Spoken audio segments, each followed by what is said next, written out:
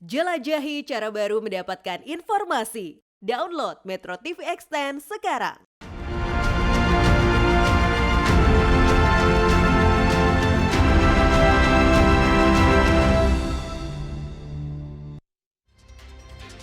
Selamat malam pemirsa, mari kita menjauh sejenak dari hiruk-pikuk politik, menjauh dari bermacam polemik. Dengan Pancasila dan Konstitusi sebagai referensi, kita berdiskusi untuk perbaikan negeri. Membahas beragam isu kebangsaan, bukan kepentingan pribadi, kelompok atau golongan dalam visi negarawan. Program talk show ini mewadahi pemikiran-pemikiran luar biasa, duduk bersama untuk memecahkan berbagai persoalan bangsa. Bersama saya, Zakia Arfan, dan apa tema bahasan minggu ini? Nah, kita akan membahas mengenai pilih negarawan, jangan politisi. Saya akan langsung memperkenalkan narasumber-narasumber yang sudah hadir pada malam hari ini. Sudah ada Wakil Presiden ke-10 dan ke-12 Republik Indonesia, Bapak Yusuf Kala. Selamat malam, Pak JK. Malam, Zaki. Apa kabar? Alhamdulillah. Alhamdulillah, sehat-sehat. Terima kasih sudah datang malam hari ini, Pak JK. Dan kemudian juga ada cendekiawan alumnus Universitas Harvard Amerika Serikat. Ada Pak Sukidi. Pak Sukidi, selamat malam. Malam, Mbak Selamat Zaki. datang kembali. Terima kasih, Dan Mbak juga ada Dekan Fakultas Dakwah dan Ilmu Komunikasi UIN Syarif Hidayatullah, Mas Gun-Gun Herianto. Mas Gun-Gun, selamat malam. Terima kasih sudah datang pada malam hari ini. Malam, Gun. Baik, dan pemirsa, memang demokratisasi di era reformasi membuka lebar peluang untuk menjadi politisi. Pemilu 2024 misalnya diikuti 24 parpol, baik lokal maupun nasional. Ada 9.900 caleg yang akan berlaga di 84 daerah pemilihan. Ditambah lagi dengan 674 calon anggota DPD yang akan bertanding di 38 provinsi. Indonesia surplus politisi. Pertanyaannya, apakah politisi itu berjiwa negarawan? Secara sederhana, politisi mengejar kekuasaan untuk kepentingan kelompok, pribadi, dan juga golongan. Sementara negarawan mengabdikan jiwa raganya untuk kepentingan bangsa dan negara. Politik elektoral menciptakan demokrasi bernuansa kapitalistik.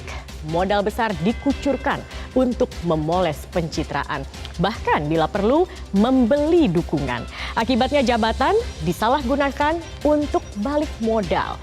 Berpolitik memang identik dengan kekuasaan, namun bukan berarti menjadi politisi hanya berorientasi kekuasaan.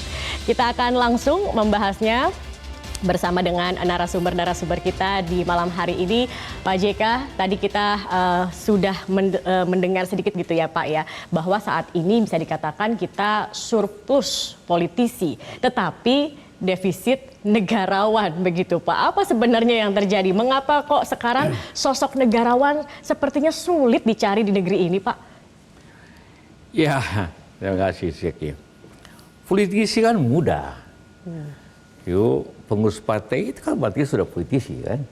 Yuk, anggota DPD, DPR, DPRD, tingkat begitu Anda itu sudah politisi karena bergelut dalam politik. Jadi jadi anggota parpol otomatis jadi politisi begitu ya? Iya, itu gampang sekali. Kalau negarawan harus dibuktikan bahwa selama 20 tahun Anda betul-betul, karena begini, politisi itu berpikir tiap 5 tahun. Melihat negeri ini tiap 5 tahun. Kalau negarawan melihat negeri ini satu generasi, berjuang itu satu generasi. Jadi dan itu harus ada pembuktiannya. Kalau politisi ada keanggotaan, ada duduk terpilih, disukai, ada jadi suatu politisi. Tapi belum tentu ada negarawan. Tapi negarawan juga dia juga bisa dari politisi. Ya. Nah, kemudian bagaimana mengukur Pak, seorang politisi ini memiliki tidak sih jiwa negarawan begitu? Ya dibuktikan bahwa dia seperti Anda katakan tadi, dia berpikir memajukan bangsa ini, dia punya kehendak yang dan terbukti jangan lupa ya. Itu terbukti bahwa selama ini dia memimpin, selama ini dia jadi bupati, gubernur, jadi presiden, apapun dia anggota DPR, dia berpikirannya jernih untuk ke depan, untuk kebaikan bangsa, bukan untuk kepentingan pribadi, kelompok dan sebagainya. Jadi terbalik memang. Buktikan. Jadi butuh waktu untuk menilai orang 20-25 tahun. Jadi tidak bisa Baru instan begitu ya negarawan. Pak Tapi ya? kalau Anda begitu terpilih anggota DPR, Anda sudah politisi kan? Baik, baik Pak JK. Nah ini juga kami ingin membacakan ada polik juga yang tadi kami sudah lakukan. Ini menarik juga ya tadi katakan oleh Pak JK, harus dibuktikan dan ini tidak bisa dalam waktu singkat. Begitu. Harus dibuktikan dengan seiring waktu. Seberapa lama itu membutuhkan proses begitu ya Pak JK. Ya. Tidak ada yang instan untuk menjadi seorang negarawan begitu ya Pak ya. Karena itu kenapa negarawan lebih sedikit dari politisi. Itu wajar saja di mana pun terjadi itu. Oke, baik. Nah, saya ingin Pak Sukidi. Pak Sukidi, salah satu hal mungkin yang penting dalam berpolitik itu kan juga menjaga kebinekaan. Mungkin salah satu nilai dari seorang negarawan adalah memiliki nilai kebinekaan begitu, Pak. Nah, bagaimana kemudian nilai kebinekaan ini sendiri harus diaplikasikan oleh seorang negarawan, Pak? Negarawan saya kira menjiwai bahwa Republik ini memang berdiri tegak di atas fondasi kebinekaan.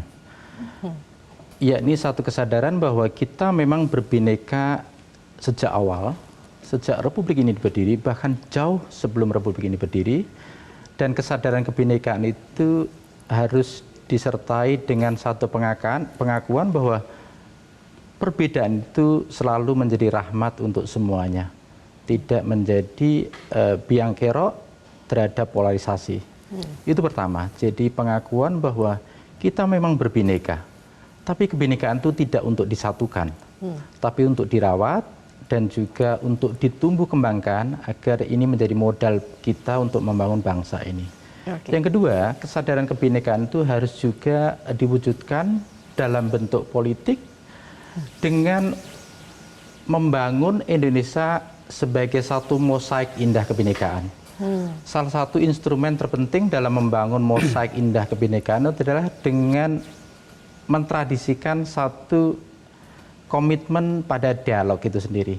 Karena kebinekaan itu adalah the language of dialogue and the language of encounter. Jadi kebinekaan itu sebenarnya bahasanya adalah bahasa dialog, bahasa perjumpaan, bahasa respect satu sama lain. Okay. Karena itu perbedaan itu tidak bisa disikapi dengan sikap amarah, sikap curiga, sikap prasangka, sikap prejudice, tapi harus disertai dengan sikap yang ingin saya sebut sebagai the ethic of mutual respect. Sikap untuk memberikan respect satu sama lain secara setara karena kesadaran bahwa kita semua memang setara. Dan karena itu sikap respect itu tiada batas satu sama lain. Oke, baik. Nanti kita akan lanjutkan lagi, Mas Gun-Gun, tapi kita harus melihat dulu ini kami sudah melakukan juga jejak pendapat sederhana melalui media sosial. Nah, ini terkait dengan kekhawatiran akan polarisasi yang tadi juga sempat disebutkan begitu oleh Pak Sukidi begitu ya Pak ya. Jadi mayoritas responden ini menyatakan khawatir polarisasi akan terulang dalam pemilu serentak 2024 ini.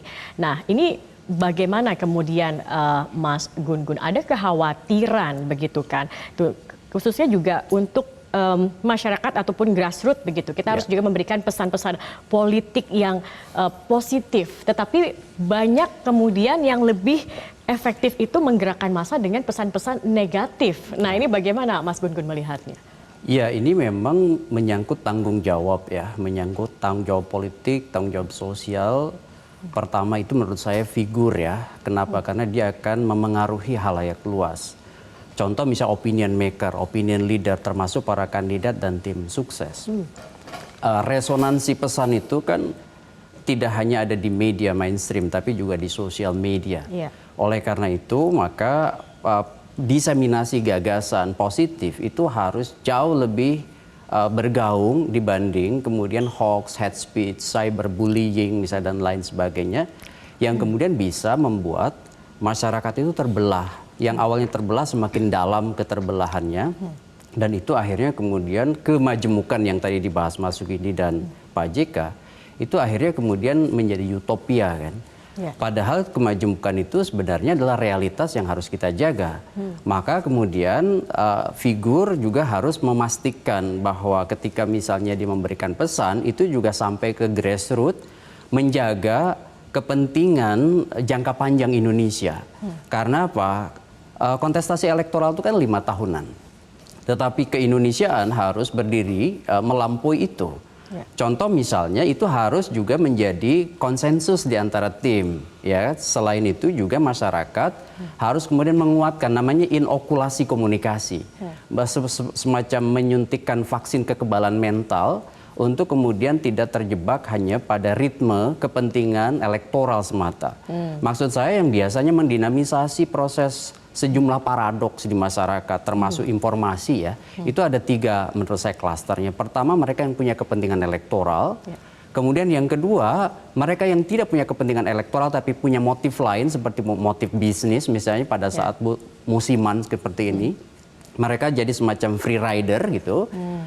Dan yang ketiga adalah masyarakat awam yang kerap kali ikutan. Ini namanya bukan perilaku, bukan social movement, tetapi ini perilaku kolektif yang contagion, kan ada semacam penularan, dan penularan itu menurut saya bisa kemudian juga mengamplifikasi ya proses keterbelahan tadi. Baik. Dan disinilah sebenarnya sosok seorang negarawan juga menjadi penting begitu. Sangat, ya. ya.